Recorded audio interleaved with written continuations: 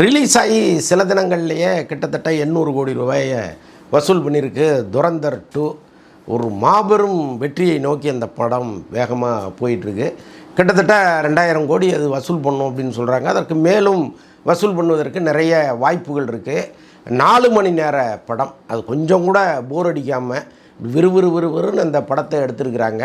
ஒரு படைப்பாளியாக ஒரு மிகச்சிறந்த இடத்த பிடிச்சிருக்கிறாரு அந்த படத்தினுடைய இயக்குனர் ஆதித்ய தர். ஓகே, இப்போ அந்த படத்தினுடைய கண்டென்ட் எப்படி அப்படிங்கிறத நம்ம அப்புறம் பார்ப்போம். ஆனால் இவ்வளவு உழைப்பை ஒரு ஹீரோ போட முடியுமா அப்படிங்கிற ஒரு மிகப்பெரிய ஆச்சரியத்தை கொடுத்துருக்கிறாரு ரன்வீர் சிங். அவருடைய அந்த பாடி லாங்குவேஜ், அவர் பண்ணுற ஃபைட்டு, அவருடைய அந்த குரூரமான சில அந்த எக்ஸ்ப்ரெஷன்ஸு அதெல்லாம் பார்க்கும்போது நிஜமாகவே மெய் சிலிர்க்குது.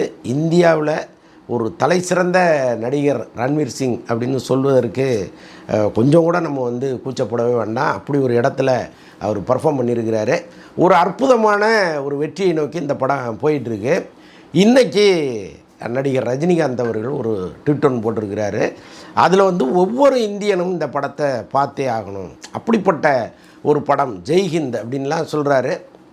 நாட்டுப்பற்று மிகுந்த படம் தான் இது. அதாவது நம் நாட்டை தீவிரவாதிகள் எந்த அளவுக்கு குறி வச்சு தாக்குறாங்க, எந்தெந்த வகையிலெல்லாம் தாக்கப்படுது அப்படின்னு ஒரு பக்கம் காட்டினால் கூட, இன்னொரு பக்கம் நம்முடைய இராணுவ வீரர்கள் எவ்வளவு பெரிய தியாகத்திற்கு தயாராக இருக்காங்க அப்படிங்கிறது தான் இந்த படத்தினுடைய மைய கருத்து.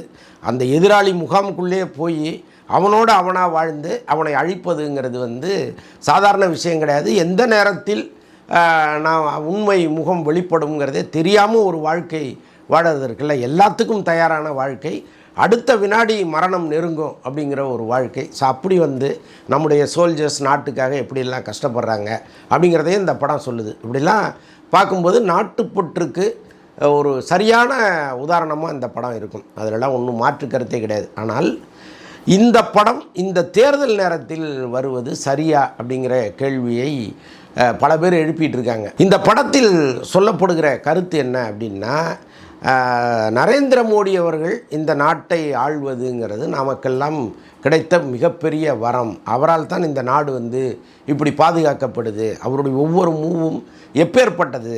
ஒரு டீ கடைக்காரன் நம்ம பொழப்பையே கெடுத்துட்டானேங்கிற டைலாகெல்லாம் வச்சுருக்காங்க. அவன் என்னை தூங்க விடாமல் பண்ணுறான் அப்படின்னு. அதே மாதிரி மோடி டிமானிட்டேஷன் சமயத்தில் அந்த முடிவை ஏன் எடுத்தார் அப்படிங்கிறதுக்கு படத்தில் ஒரு காட்சி இருக்குது. அது கற்பனையாக உண்மையான்னு தெரியல. ஒருவேளை கற்பனையாக இருந்தால் அதை உண்மைன்னு எதிர்கால சமூகம் நம்புவதற்கு நிறைய வாய்ப்புகள் இருக்குது. ஆக்சுவலாக அன்றைக்கி அவங்க சொன்னது என்னென்னா, நிறைய கருப்பு பணம் இங்கே இருக்குது, இது எல்லாத்தையுமே நாம் ஒழிக்கணும்னா இதை செஞ்சே ஆகணும்னு ஒரு நாளில் எடுத்த முடிவு அது. அன்னைக்கு மாலை ஒரு 7 மணி சுமாருக்கு 2016 நவம்பர் 8ன்னு நினைக்கிறேன். அன்னைக்கு சாயங்காலம் ஒரு 7 மணிக்கு அவர் டிவியில் தோன்றி இந்த அறிவிப்பை வெளியிட்டதும் நாடே அந்தள சிந்தலை ஆகி போச்சு. ஆக்சுவலாக இந்த எறும்பு கூட்டுக்குள்ளே அப்படி புகையை காமிச்சா மொத்த எறும்பு வெளியில் வரும்ல, அப்படி மொத்த இந்தியாவும் ரோட்டில் தான் நின்றுச்சு. எல்லாருமே கையில் இருக்கிற பணத்தை என்ன செய்வதுங்கிற தடுமாற்றம். 500 ரூபா வச்சுருந்தவனுக்கும் அந்த தடுமாற்றம், 5 லட்சம் கோடி வச்சுருந்தவனுக்கும் அந்த தடுமாற்றம் வந்துச்சு. என்ன பண்ணுறதுன்னு இதில் இந்த ஓரளவுக்கு பணக்காரர்களாக இருக்கிறவங்க, வங்கி தோழர்களோடு வாழ்க்கையை நடத்துகிறவங்களுக்கெல்லாம் ரொம்ப ஈஸியாக தப்பிச்சிட்டாங்க. அப்போ அந்த நேரத்தில் கூட ஒரு பெரிய மனுஷன் வீட்டில் கட்டுக்கட்டாக ரூபாய் நோட்டுகள் எடுத்ததெல்லாம் நம்ம பார்த்தோம். 2000 ரூபா புது நோட்டு. நாம் ஒரு 2000 ரூபாய்க்காக கால் கடுக்க ஏடிஎம்மில் நிற்கும் பொழுது இந்த புதிய நோட்டு 2000 ரூபா நோட்டை கட்டுக்கட்டாக எடுத்து இன்றைக்கும் அவர் சுதந்திரமாக வெளியில் சுற்றிட்டு தான் இருக்கார். ஸோ நம்ம நாடு அப்படிப்பட்ட நாடுங்கிறதுல ஒன்றும் மாற்றுக்கிறதே கிடையாது. ஆனால் ஒரு முக்கியமான முடிவை எடுக்கும் பொழுது மக்கள் இப்படி செத்து சுண்ணாம்பாகிறதுங்கிறது சாதாரண விஷயங்கிறத ஒரு 2-3 முறை நிரூபிச்சிட்டாரு நம்ம பிரதமர். ஒன்றும் இல்லை, இப்போ இது வந்துச்சு பாருங்கள், கொரோனா. அந்த டைமில் ஒரே நாளில் லாக்டவுனை அறிவிச்சிட்டாங்க. இப்போ இங்கே தென் இந்தியாவிலிருந்து வட இந்தியாவுக்கு போகிறதுக்கு நடந்தே பல்லாயிரக்கணக்கானவர்கள் போனாங்க. சின்ன சின்ன குழந்தைகள்லாம் வச்சுட்டு அந்த கால் பாத வெடிப்பெல்லாம் உலக புகழ்பெற்ற படங்களாக மாறிச்சு. எத்தனையோ 100 கிலோமீட்டர் நடந்து போனவன், பசியோடு பாதியில் செத்தவன் அப்படிலாம் உண்டு. இப்போ சமீபத்தில் துபாயில் ஏர்போர்ட்டில் குண்டை போட்டானுங்க. அப்போ வந்து அந்த அரசு என்ன பண்ணுச்சு தெரியுமா, அந்த ஏர்போர்ட்டில் தங்கியிருந்த வெளிநாட்டு பயணிகள் எல்லாரையுமே ஸ்டார் ஹோட்டல்லையும் அருமையான விடுதிகளையும் தங்க சொல்லிடுச்சு. எல்லா செலவுகளையும் நானே எடுத்துப்பேன் அப்படின்ட்டு. அவங்களுடைய சாப்பாடு, டிரான்ஸ்போர்ட்டு, ஹோட்டலில் தங்குற செலவு எத்தனை நாள் வேணாலும் தங்கட்டும்ட்டாங்க. எங்கெல்லாம் தங்கும் வசதிகள் இருக்குதோ, சர்வீஸ் அப்பார்ட்மெண்ட்டாக இருந்தாலும் சரி, எல்லா இடங்களிலும் அவங்கள ஃப்ரீயாக தங்க வைங்க, ஃப்ரீயாக சாப்பாடு போடுங்க அப்படின்ட்டாங்க. அதுதான் கவர்மெண்ட்டு. ஆனால் இங்கே பாருங்கள், ஒரு நாளில் அறிவிக்கிறாங்க, நீ கெட்டு செத்து ஒழி அப்படிங்கிறது தான் இந்த அறிவிப்பின் பின்னணியில் இருக்கிறது. நான் என்ன சொல்கிறேன், இப்போ கொரோனா லாக்டவுன் நீங்கள் அறிவிக்கிறீங்க, இந்தியாவில் இருக்கிற எல்லா போக்குவரத்தும் இலவசம் அப்படின்னு நீங்கள் அறிவிச்சிட்டிங்கன்னா போகிறவன் அவன் பாட்டை ஏறி போகிறான். எல்லா ட்ரெயின்களையும் விடுங்க, எல்லா பஸ்களையும் விடுங்க, கையில் காசு இருக்கோ பசியோ பட்டினியோ அதில் ஏறி ஊருக்கு போய் சேர்ந்துட மாட்டானா? இப்போ அந்த அடிப்படை வசதியை கூட இந்த அரசு செஞ்சு தராமல் நீ போய் சாவு அப்படின்னு அனுப்புறது இருக்குல்ல, அது மிகப்பெரிய துயரம். நம்ம நாட்டில் அப்படியெல்லாம் நடக்குது. ஆனாலும் இந்த டிமானிட்டேஷன் சமயத்தில் அவர் சொன்னதை நம்ம ஏற்றுக்கிட்டோம். என்னென்னா, இந்தியாவுக்கு ஒரு தீவிரவாத அச்சுறுத்தலோ ஒரு கள்ள பணம் வந்து இங்கே குவிஞ்சு கிடக்கிறதோ நமக்கு ஆபத்தான ஒரு விஷயந்தான்.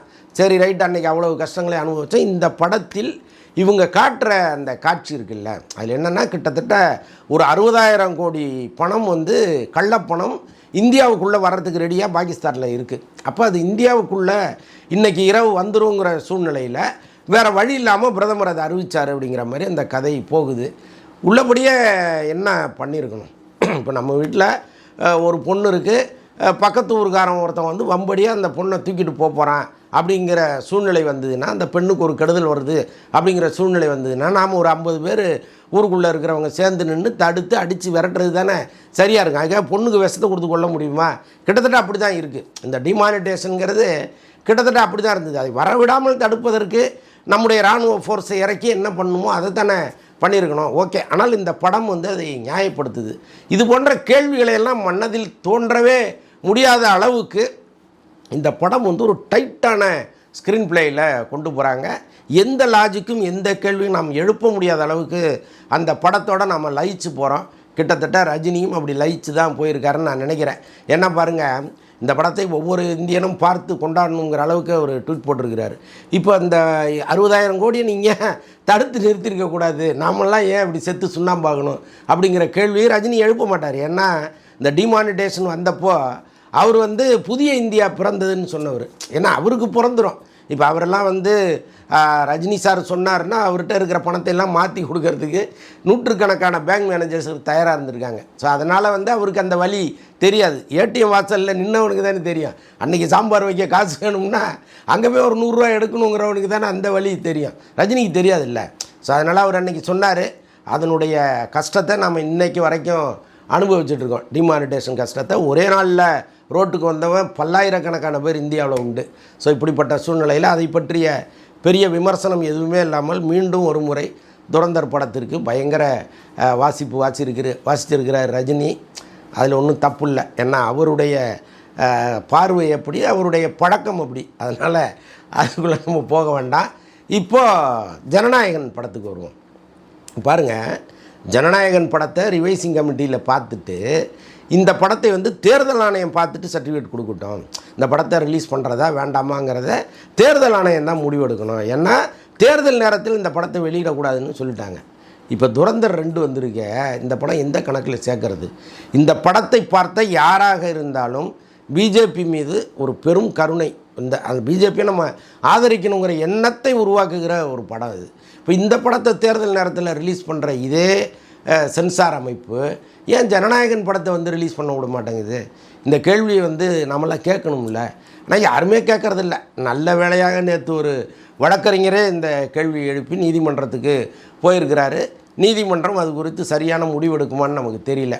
உள்ளபடியே ஜனநாயகன் படம் வருவது தேர்தல் நேரத்தில் தவறுன்னா, துரந்தர் 2 படம் வருவதும் தேர்தல் நேரத்தில் தவறு தான். ஸோ இதை வந்து ரெண்டுத்தையும் ஒன்றா தான் பார்க்கணும். அது பட்ஜெட்டு வேறு, இது பட்ஜெட்டு வேறு. அதில் நடித்தவர் பேன் இண்டியா ஸ்டாரு, இதில் நடித்தவர் அவ்வளோ பெரியவர் இல்லை அப்படின்லாம் சொல்ல முடியாது. ரெண்டும் திரைப்படம் தான். ரெண்டுத்திற்கும் பணம் போடப்பட்டிருக்கு. ரெண்டுத்திற்கு பின்னாலும் ஒரு பெரும் உழைப்பு இருக்குது. தேர்தலை காரணம் காட்டி ஜனநாயகனை முடக்குகிற ரிவைசிங் கமிட்டி இந்த பக்கம் துரந்தரை எப்படி அனுமதிக்குதுங்கிறது மிக முக்கியமான கேள்வியாக இருக்குது. ஸோ இந்த நேரத்தில் இந்த கேள்வியை அப்படியே நான் உங்களுக்கும் கடத்துகிறேன். இதில் நியாயம் இருக்கா இல்லையாங்கிறத நீங்கள் முடிவு பண்ணுங்கள். ரஜினி ட்வீட் போட்டிருக்கிறாரு, தயவுசெய்து துரந்தர் 2 பார்த்துருங்க. ஏன்னா நீங்கள்லாம் பார்ப்பீங்கங்கிற நம்பிக்கையில் தான் ட்வீட் போட்டிருக்கிறாரு, போய் பாருங்கள்.